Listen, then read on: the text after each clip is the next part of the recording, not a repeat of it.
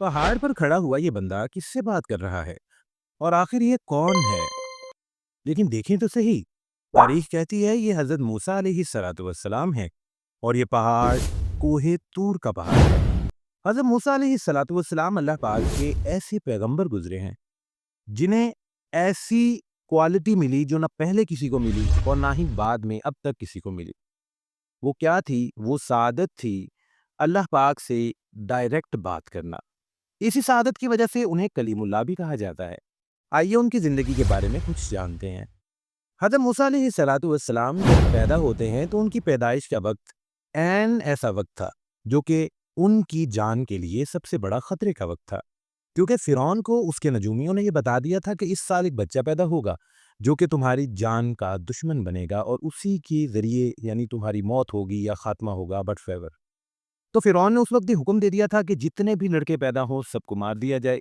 N उसी वक़्त उन्हीं दिनों में हज़रत मूसा अलैहिस्सलातु वस्सलाम की पैदाइश होती है और अल्लाह पाक उनकी वालिदा से ये फरमाते हैं, अल्लाह पाक का पैगाम आता है जिसका मफ़हूम है कि इसे एक टोकरी में या जो भी चीज़ थी उसमें रखकर पानी में बहा दो। फिर वो टोकरी पानी में बहती हुई आती है और उसे फ़िरौन के कुछ फ़ौजी उठा लेते हैं और फिर अल्लाह पाक वो साबित करते हैं कि उसी बच्चे को जिसकी खातिर इतने सारे कत्ल किए जा रहे हैं, अल्लाह पाक उसी को उस ज़ालिम शख्स के घर में पालते हैं। फिर वो वक़्त गुज़रता जाता है, एक लंबा वाक़या है और वो वक़्त आता है कि जब हज़रत मूसा अलैहिस्सलातु वस्सलाम को अल्लाह पाक नबूवत से नवाज़ते हैं और अल्लाह पाक उन्हें एक बहुत बड़े ज़ालिम शख्स फ़िरौन के पास भेजते हैं कि मेरा पैगाम लेकर उसके पास जाओ।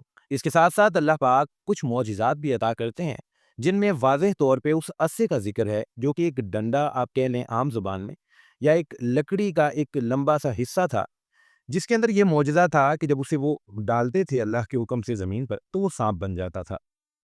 हाथ की उस चमक का भी ज़िक्र आता है कि जिसको बगल में शायद दबाते थे तो उसकी रोशनी बहुत ज़्यादा तेज़ हो जाती थी।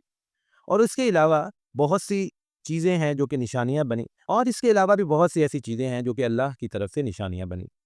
फिर फ़िरौन जब बात नहीं मानता तो अल्लाह की तरफ से उस पर छोटे-छोटे अज़ाब आते हैं जिनमें खून, टिड्डियाँ, मेंढक और इस तरह की चीज़ें थी। फिर अल्लाह पाक हुक्म देते हैं कि अब बनी इसराइल को यहाँ से लेकर चले जाइए। हज़रत मूसा बनी इसराइल की क़यादत करते हैं और उन्हें लेकर वहाँ से चल पड़ते हैं।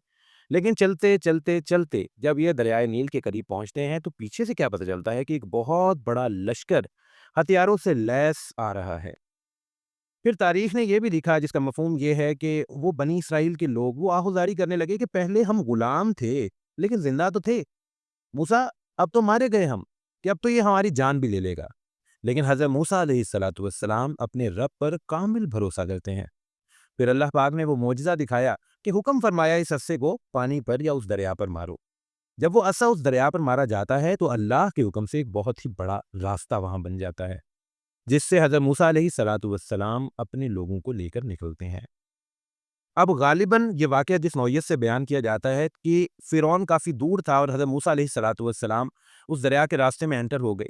फिर जब ये तकरीबन दरमियान में पहुँचे, तो फ़िरौन उस रास्ते में दाखिल हुआ और जैसे ही हज़रत मूसा अलैहिस्सलातु वस्सलाम उस रास्ते से बाहर निकल गए, तो फ़िरौन अभी उस रास्ते में ही था कि अल्लाह के हुक्म से वो रास्ता ख़त्म होता है।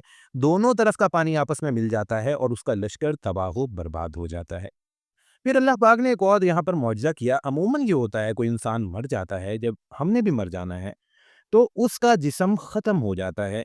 एक एनवायरनमेंटल प्रोसेस है, एक साइंटिफिक प्रोसेस है कि ख़ास किस्म के बैक्टीरियाज़ और फंजाई और इस तरह के माइक्रो ऑर्गेनिज़म्स आपके जिस्म को और इसमें कुछ हशरात भी होते हैं, जो खा जाते हैं और सिर्फ़ हड्डियाँ बच जाती हैं और वो फिर लंबे अरसे के बाद वो भी भुर-भुर कर ख़त्म हो जाती हैं। लेकिन इतना अरसा दरिया के उस पानी में रहने के बावजूद भी अल्लाह पाक ने उस फ़िरौन की लाश को क्या किया? प्रिज़र्व कर दिया। प्रिज़र्वेशन एक टेक्नीक है जिसके ज़रिए आप किसी भी चीज़ को लंबे अरसे तक महफ़ूज़ कर सकते हैं। लेकिन अल्लाह पाक ने उसकी लाश को ऐसा महफ़ूज़ किया और असल में इबरत का निशान बनाया कि आज तक लोग उसको देखने जाते हैं। मुख्तलिफ़ म्यूज़ियम्स में धक्के खाती हुई फ़िरौन की लाश आपसे ये चीखते हुए कहती है कि ये है अंजाम खुदाई दावा करने वालों का। प्यारे मुसलमानों, अल्लाह पाक की ज़ात बहुत अज़ीम ज़ात है। अल्लाह पाक की जो ताकत है वो लामहदूद है। हमें चाहिए कि हम अपने अल्लाह पर यकीन रखें। अल्लाह पाक हम सब की हिफाज़त फरमाएँ। आमीन सुम्मा आमीन।